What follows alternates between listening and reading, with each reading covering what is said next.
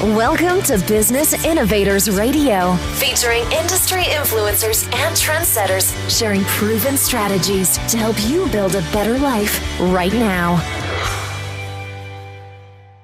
Hello and welcome to this episode of our show. This is your host, Keith Doherty. Today our special guest is top real estate agent Tina Dubois of Century 21 Nachman Realty based out of Norfolk, Virginia. Tina became a realtor after a 25-year career in accounting, finance, and business management. She brings to her work a strong business background needed by buyers, sellers, and investors to negotiate effectively in the ever-changing real estate market of today. She is the president of Friends in Real Estate, the FIRE team, which is committed to providing the best customer service, resources, skills, knowledge, and the special attention needed in this profession. Over 12 years ago, she created a new business entity called Dubois Enterprises, LLC, with a mission of rehabilitating older homes in the Hampton Roads area and assist buyers to achieve their dream of home ownership. Tina is affiliated with the VAR, which is the Virginia Association of Realtors, the HRR, which is the Hampton Roads Association of Realtors, the NAR, which is the National Association of Realtors, and the REIN, which is the Real Estate Information Network. Her achievements include being an award recipient of Circle of Excellence, Bronze, Gold, and Platinum, top sales agent in all of the 9 Century 21 Nachman Realty offices 2009-2010, top 25 Century 21 agents in the Mid-Atlantic region 2013 to 2015, and the cover story agent for Top Agent Magazine, March 2014 edition, just to name a few. All right, with all that said, Tina, welcome to the show. Well, thanks, Keith, so much for having me. Tina, if we could start, what led you into real estate? Was it something that you always knew that you wanted to do, or did you maybe stumble into it? I never thought I was going to get into real estate. I had over a 25-year career in accounting and business. My last position was a CFO with a local company, and I just hated to go to work every day. Ball and chain to a desk, it was just killing me. And 40 years came my birthday, and I said, I've helped hundreds of my clients over the years start up businesses and grow their businesses. It was time for me to do that. Now, real estate was not something I thought about, but I had one of my sales reps. She was taking the real estate exam and got me thinking about it. And when I looked at my background and I did accounting with builders in the area, construction accounting, et cetera, my last position as a CFO was a marketing company. I said, wow, there's my background. I've done it all before. Now it's time to do it for myself. And I've never looked back, although I was terrified when I first started.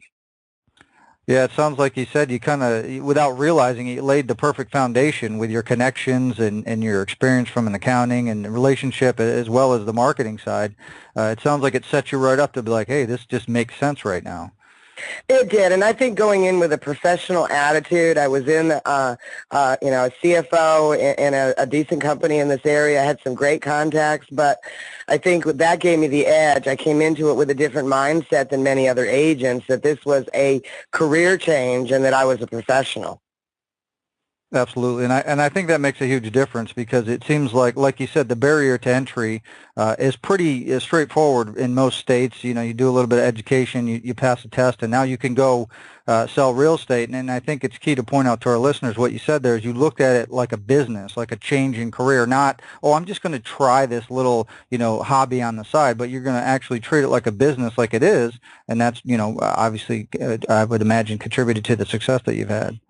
Yes, I've been very fortunate, and I think that mindset made a big difference because I've been a top agent since the day I came into the business. So very fortunate. So, Tina, can you talk a little bit about maybe some of your personal attributes or traits or qualities that you think have most contributed to the success that you have, and then talk a little bit about how you think you developed those? Well, I guess I'll touch on what we had just talked about. Really, the professionalism and my business and accounting background really gave me some real strong foundation. I understood numbers when I got into the business. The business itself was really diving because of the economy, et cetera. So I was able to really jump in head first. Wasn't afraid of numbers, being a CPA for years. So became a short sale queen, if you will. Did well over 150 short sales in the last 6 years, and understood what the lenders wanted, what the seller needed and wanted, and what our potential buyers. I'd say negotiation skills in this business are very important and a key to being successful in any business realm, but more so in this business. We're kind of a jack of all trades, and some are better in one area than another, but it's still a business, if you will. And I think that those attributes that I had, bringing them into the business, really just skyrocketed me to being a top agent. Excellent. And do you think you can maybe give us another example of when your traits have played a role in your path towards success? Well, I'd also say I've worked a lot with investors. I understand the business side because I had been an investor myself in real estate long before I even thought about becoming a realtor. And people skills, that also is just as important as knowing business and knowing our market. Is people skills, being able to, we deal with all different kinds of people, from vendors to our buyers, our sellers, and understanding people skills. And I've done courses, you continue to do continuing education through this, being able to read the body language. And of course, these days we have more texting, et cetera. But I think all that's really important to understand who you're dealing with and what's their best way of communication, et cetera. Excellent. And I think when any business, obviously you've had experience in real estate as well as outside of real estate. Could you talk a little bit about some of the major adversities or trials that you had to overcome in order to achieve your goals? Well, I think the biggest thing is you've got to have a business plan or a marketing plan. And I think that's been a key to my success because of my business background. You've got to have a plan in place in order to move forward.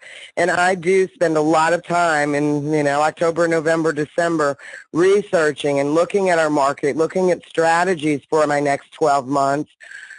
Being organized and kind of, starting at the big end. Okay, this is what I want to do this year. This is how I want to market myself. This is what I want to do for my clients. This is how I want to market my properties. And then taking each one of those and drilling down what the steps, what are the procedures. And I'd say the hardest thing is sticking to that plan. You never stick to it per letter, but that really is your guide through your year. Absolutely. I think what you pointed out there is key, that, just, having a plan in general. I think some people, like we kind of mentioned earlier, that, the barrier to entry is pretty straightforward with real estate, and some people don't treat it like an actual business. But, like you said, to put a plan together and have something to follow versus just like, I just, kind of run around and just, like a chicken with their head cut off, not knowing which direction they're going and then wondering why, they're not having any success in anything. Well, that's true. And in this business, we're kind of a jack of all trades. We juggle a lot between clients and vendors and what's going on with each deal. And we have several deals going that sometimes you do get off track because you are juggling so much. So sometimes you got to kind of refocus yourself and get yourself back on track. And that's where I truly believe that a business plan is what keeps us moving in that right direction. Excellent. And I guess kind of on top of that, what kept you going? Obviously, you run into obstacles. You've had some things that you've overcome. Why don't you give up? What's your driving force? Well, I love what I do. I guess that's a big difference. When I was ball and chained to a desk, I hated to go to work every day. I love working with the people. I get to choose who I work with. I don't give up. When the going gets tough, let's keep going. Let's figure out a way around it. That's probably part of what keeps me interested in the business because it is ever-changing. I get bored, so I love the changes. Where some people look at change as being a negative thing, turn it into a positive. Change can be a good thing. Absolutely, yeah. So I guess kind of looking forward a little bit, what is your vision for your career and your business over the next 5 years? Really where I'm looking at in my life is I work about 80% of my business is referrals from past clients. And so I do a lot of extra things for my clients. I do a client appreciation party every year, and it's really grown. Giving back to the clients. I never have a problem when a client calls with a question or a problem. Or a great example yesterday, I have a client who relocated to Arizona, and I'm here in Virginia, and they hired a realtor to sell their property and just didn't feel like they were getting what they wanted. And I kind of reaffirmed that he only been on the market 2 weeks, those kinds of things. it's having relationships. They're not clients to me, they become friends. And that's really where I see myself in staying kind of where I'm at. I'm not looking at or aspiring to be the top agent, and it's not about the money. It's about liking what you do. And my client base, they're really, I'd say the majority of them, we've become good friends over the years. Excellent. I guess kind of on top of that, what do you feel is the best way that you market yourself as a real estate professional so you can have continual growth? Well, like I'd mentioned I really do a good portion of my business is by referrals. So doing like a client appreciation parties, giving back. I'll do drop-bys every once in a while, just bring them a little token of something, but just to kind of catch up on them. How are things going? And I would say about 75% of the time, hey, by the way, Tina, I was thinking about that. I got a friend of mine who's looking to sell their home. They're looking to buy. So I would say that's a good way I market myself, but I also stay up on do a lot of research, so the latest trends. We've got to take a look at technology and moving forward, and I'd say a good portion of my client base is younger because I work a lot with military. We're very military strong here. So you kind of got to reinvent yourself. I do texting. I use social media, the internet, website that's informative, not the rah-rah, Tina's the best. They want to go to my website. They want to get information. And that's really what they look to me for, is that I'm a professional in this industry, not, oh, gee, I'm number one, I got all these awards. Well, that's good. Good kudos for you, but what are you going to do for me? And that's what we do, is provide a service. Absolutely. I think what you pointed out there is key, that, people at the end of the day that, and I always say this, my wife will look at things and we'll look at stuff and somebody's all like, I've done this and that. And then we're like, well, who cares, right? At the end of the day, like what you said is the ideal thing of the consumer is, what are you going to do for me? How are you going to help me? It's great you've done all that, but let's see how that translates to our relationship and how I can benefit from, working with you. Exactly. I mean, of course they want to see that you've got the experience level, but what are you going to do for me? And that's really the bottom line. When some clients, when you're done with the transaction, you'll never hear from them again. That's fine. That's what they want. They're the ones in the driver's seat. What my goal is to teach them or to educate them so they can make the good business decision that they need to make for their lives. Absolutely. And I think sometimes in the marketplace, sometimes there's misconceptions that people have about working with real estate agents. So what do you think the biggest misconception or myth that people have about working with a real estate agent is? Well, it's so funny that you asked that question, because usually what we hear is the bad experience people have had with real estate agents. Not if the agent has done a good job, it's nothing's talked about.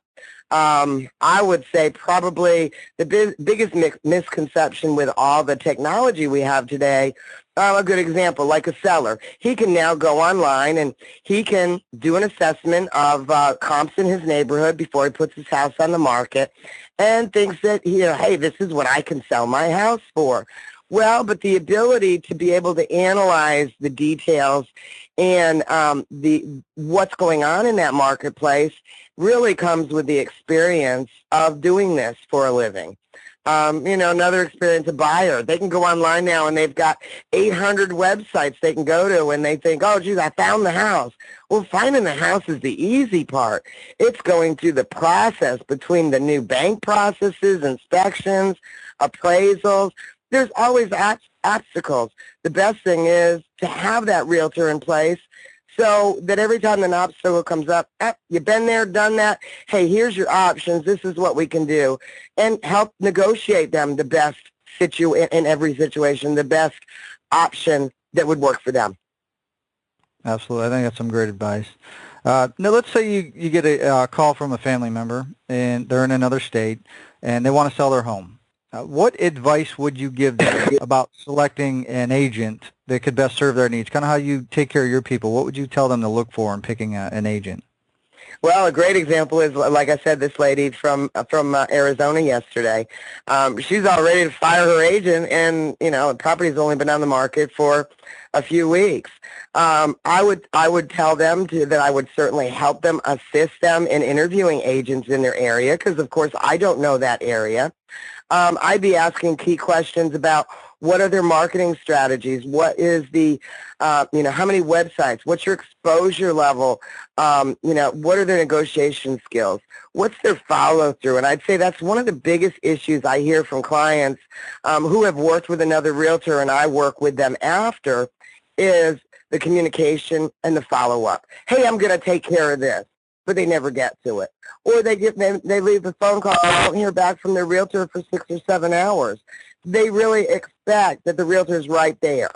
So I would say that that's the way I could certainly help them in making sure that they get the references and that they get an agent who's experienced in their area and that's willing to work and do what they need to have done, whether it is to buy or to sell a home. Are they going to meet their needs? Absolutely. And I think one thing you pointed out there, I think it's crucial for probably any form of business, but especially with real estate, is expectations. You talked about, especially with the day and age. I mean, we have cell phones and we have texting and we have Facebook and Snapchat and Twitter, and I mean, it just goes on and on. So to set that expectation of, okay, or your house is under contract with us, how do you want me to communicate with you? Well, you know what? I really like text. I don't like to really talk on the phone, or I like emails, or I like Facebook messages. And like you said, to set that expectation, okay, well, here's how we're going to do it. You're going to hear from me once a day, once every other day. But to set that from the beginning, to set that expectation as well as the communication method, so then at least the person's going to know, okay, I'm going to hear from I'm going to hear from Tina tomorrow, or she's going to send me a text. So I think setting that expectation up front so that everybody's on the same page, so they're not wondering, I wonder if they're selling my house. I mean, I listed the contract. I haven't heard from them in weeks.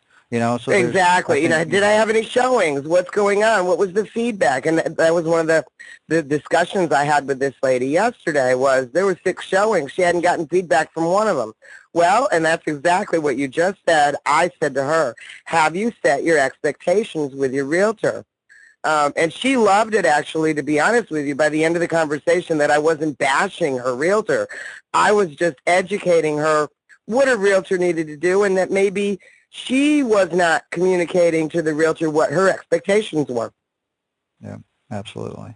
So, Tina, if somebody's in the Norfolk, Virginia area and they need real estate services, what's the best way they can find out more information about you and how you can help them? Well, I'm always available by phone or by text. It really depends on the person. My phone number is area code 757-403-9030. I also have a website, and once I have an inquiry, it comes directly to my phone, so I respond quickly, and that is my name, TinaDubois.com. Or I also have an email address, which is my last name, and that's Dubois, D-U-B-O-I-S, the word FIRE. My company is Friends in Real Estate, so FIRE is the acronym, DuboisFire@gmail.com. Whichever way they feel most comfortable contacting me, I'll respond within a few hours. Excellent. Well, Tina, I just want to thank you personally for taking time out of your schedule to come here today and share all of your real estate professional experience with our listeners. And if you need real estate assistance, especially in the 7+ cities in the Norfolk, Virginia area, or the Hampton Roads area, you can reach out to and get a hold of Tina. Below this interview, we're actually going to have links to her website as well as her phone number, which you can call or text, and her email address. So if you're definitely looking for any type of real estate assistance in the Hampton Roads, Virginia area, reach out and see if Tina is a good fit for you. So with that said, everybody, until our next show, have a great day, and we'll talk to you all soon. Thanks for listening to Business Innovators Radio. To hear all episodes featuring leading industry influencers and trendsetters, visit us online at businessinnovatorsradio.com today.